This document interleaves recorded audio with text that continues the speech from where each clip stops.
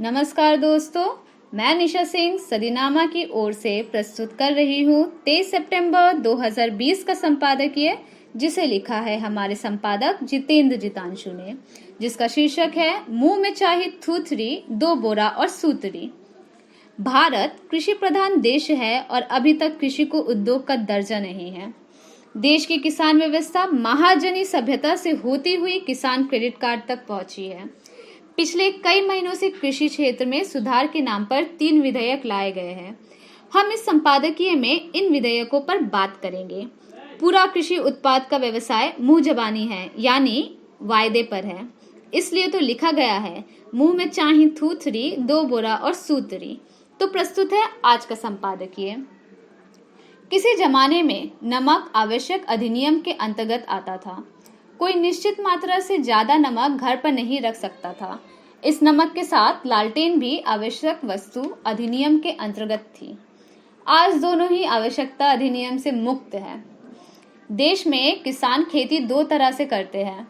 बहुत जगहों पर जमीन पेट भरने की बजाय बाप दादों की इज्जत और शादी ब्याह के काम आती है।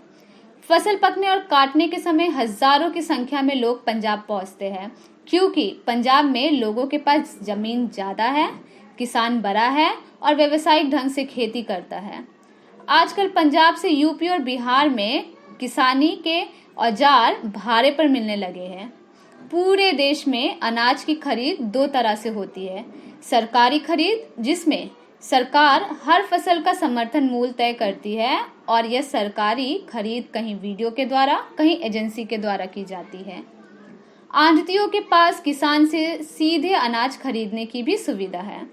कई स्थानों पर यह काम कृषि सहकारी समितियां भी करती है। इन सब से अलग एक और समूह है जो छोटे व्यवसायियों का है। यह फसल पकने से बहुत पहले गांव-गांव घूमकर अनाज का सौदा करते हैं और कुछ अग्रिम पैसा किसान को दे आते हैं। इन्हीं के बारे में कहावत है, मुंह में चाहे थूथरी, दो बोरा और सूतरी। इनको गांव में साइकिल या ऊंट पर बोरा लिए घूमते देखा जा सकता है।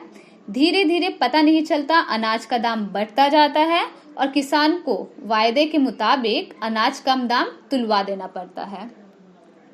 प्रेमचंद के समय में किसानी सभ्यता कौन सी थी? क्या यह महाजनी थी? आज महाजन कौन है?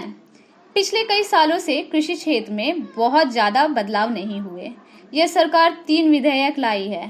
पहला है कृषक उपज व्यापार एवं वाणिज्य संवर्धन एवं सरलीकरण विधेयक 2020। इस अधिनियम के अनुसार आशंकाएं है कि हर फसल का न्यूनतम समर्थन मूल्य समाप्त हो जाएगा और दूसरा ये कि कृषि उत्पाद बाजार समितियां और मंडियां समाप्त हो जाएगी। सरकार कहती है कि न्यूनतम समर्थन मूल्य समाप्त नहीं होगा तथा मंडियों में व्यापार जारी रहेगा। अब नई व्यवस्था में किसान अपनी उपज कहीं भी बेच सकेगा।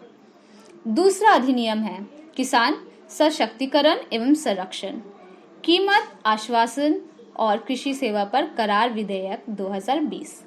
इसमें आशंकाएं है कि छोटे किसान बड़ी कंपनियों के साथ करार नहीं कर पाएंगे, कीमत निर्धारित करने में कोई साफ नियम नहीं बन पाएगा और बहुराष्ट्रीय कंपनियों के साथ किसान का विवाद होने की स्थिति में उसे नुकसान हो जाएगा। सरकार कहती है कि ये आशंकाएं निर्मूल है। किसान अपनी फसल का दाम खुद तय करेगा और फसल खरीदने के 3 दिन के अंदर उसे पैसा मिल जाएगा तथा खरीदार खेत से ही फसल ले जाएगा। तीसरा विधेयक है आवश्यक वस्तु संशोधन विधेयक 2020। लोगों को आशंका है कि बड़ी कंपनियां आवश्यक वस्तुओं की कालाबाजारी करेंगी, लेकिन सरकार कहती है इससे कृषि क्षेत्र में पूंजी आएगी।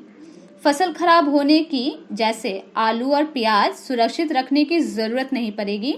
सरकार तो यह मानती है कि एक सीमा से ज्यादा कीमतें नहीं बढ़ने देगी। भारतीय राजनीति में अटल बिहारी जी को प्याज ने 8 आंसू रुलाए और सरकार पर बनाई। मतलब यह है कि किसी भी वस्तु पर राजनीति की जा सकती है और हमें इन सारी चीजों को दोहराने से बचना चाहिए। आमीन। तो दोस्तों, ये था आज का संपादक जितेंद्र जितांशु द्वारा लिखा संपादकीय। कल एक और विषय के साथ हम वापस लौटेंगे। तब तक के लिए नमस्कार।